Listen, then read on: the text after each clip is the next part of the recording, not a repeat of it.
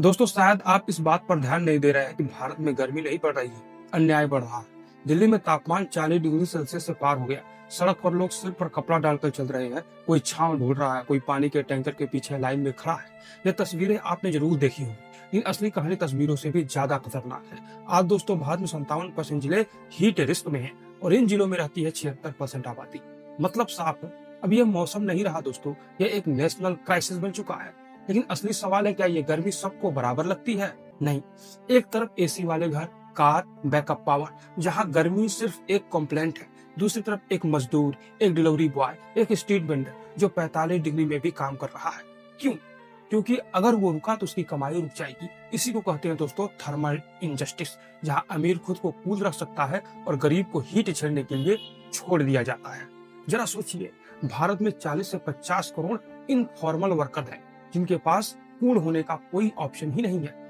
Construction worker, जहां steel और concrete खुद गर्म होकर शरीर को जला देते हैं। सैनिटेशन वर्कर, जो गर्म कचरे और जहरीले गैसों के बीच काम करते हैं। डिलीवरी वर्कर्स, जिनके लिए ऐप का टाइमर उनकी जान से ज्यादा इंपॉर्टेंट बन चुका है। और ये सिर्फ तकलीफें नहीं है, ये राइट टू लाइफ का वायोलेशन है। अब जरा नुकसान समझिए। 2024 में भारत ने खो दिए 247 बिलियन लेबर आवर्स और लगभग 194 बिलियन डॉलर की इनकम। मतलब साफ है, गर्मी अब सिर्फ शरीर को नहीं जला रही है, ये देश की इकोनॉमी को भी जला रही है। और सबसे खतरनाक बात, हमारे कानून भी अभी तैयार नहीं है। हीट वेव अभी भी डिजास्टर नहीं माना जाता। मजदूरों के लिए कोई स्ट्रीट सेफ्टी रूल नहीं है। हीट एक्शन प्लान है, पर जमीन पर असर कम। यानी समस्या रियल है, पर सिस्टम भी अभी एडवाइजरी मोड में है। और इसी बीच टेम्परेचर हर साल बढ़ रहा है। एक्सपर्ट कह रहे हैं कि क्लाइमेट चेंज इसकी सबसे बड़ी वजह है। लेकिन सच ये है कि हमने भी इसमें योगदान दिया है। हमने पेड़ काटे, शहरों को कंक्रीट जंगल बना दिया और अब वही शहर हीट आइसलैंड बन चुके हैं, जहां तापमान आसपास के इलाकों में और ज्यादा बढ़ रहा है।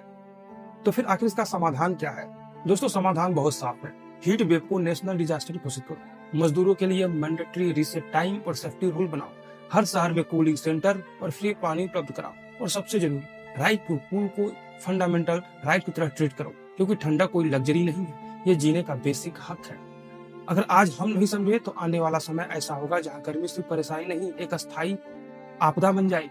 तो अगली बार जब आप कहें कि बहुत गर्मी है, तो बस एक बार सोचिए, आप पसीना पूछ रहे हैं और कोई अपनी जिंदगी बचाने की कोशिश कर रहा है। आपको ये मौसम लगता है, उन्हें ये सजा लगती है।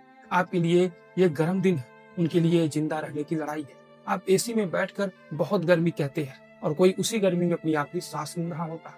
ये तापमान नहीं बढ़ रहा, ये इंसानों की सहन शक्ति टूट रहा है। आपके लिए सुविधा है, उनके लिए मौत का खतरा। आप छांव ढूंढते